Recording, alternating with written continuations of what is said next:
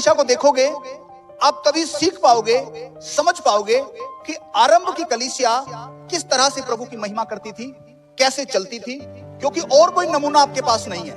केवल आरंभ की कलीसिया के द्वारा ही आप सीख सकते हो कि वो लोग कैसे थे और आज हम लोग कैसे हैं। सबसे पहली बात है जो हमने उस कलीसिया के बारे में देखा कि उस कलीसिया के अंदर एकता है, उस कलीसिया के अंदर एक दूसरे के प्रति भरोसा है, ये कलीसिया समर्पित है।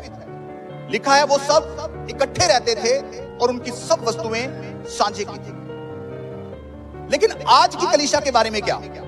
अगर मैं आपसे कहूं आज जो ये कलीसिया है जिसको हम मसीह की कलीसिया भी बोलते हैं, क्या इस कलीसिया में एकता है? क्या आप लोगों के बीच में एक दूसरे के प्रति विश्वास और भरोसा है?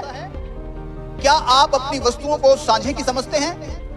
क्या आप एक दूसरे के साथ मिलकर चल रहे हैं? लेकिन जो पहले की कलीसिया है उसमें एकता को देखा गया। लेकिन दुख है कि आज की जो कलीसियाएं हैं उसमें सबसे बड़ी जो कमजोरी है वो है एकता ना होना।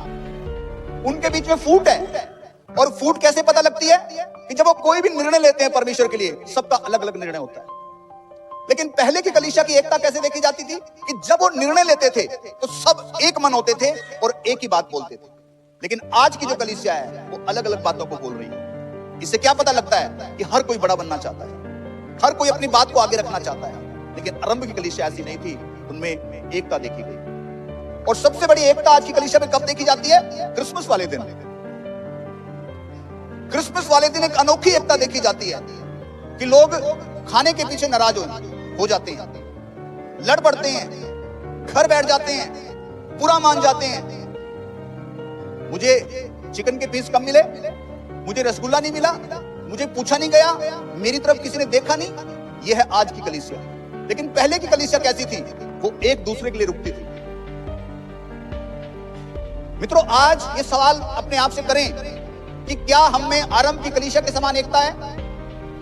क्या जब हमें कलीसिया की बढ़ोतरी के लिए कुछ निर्णय लेने होते हैं क्या हम उठकर भाग जाते हैं, या नजर फेर लेते हैं, या फिर हम सहमति दिखाते हैं कि हाँ? तो आज की कलीसिया के अंदर सबसे बड़ी समस्या क्या है? वो है एकता की। इसलिए मैं आपको आगाह भी करूंगा साथ साथ, क्रिसमस आ रहा है, अपनी एकता को दिखाओ। ये अच्छा मौका होता है, घर घर जाकर अपनी गवाही को दो। नाराज होकर मत भागो प्लीज। कलीसिया में नाराजगी का कोई स्थान ना छोड़ो। मैं को छोड़ दो। कोई वस्तु साझे की है, अपना कुछ नहीं है। जब ऐसे चलोगे तो लोगों को पता लगेगा कि आप किसकी संतान है? आप स्वर्गीय पिता की संतान।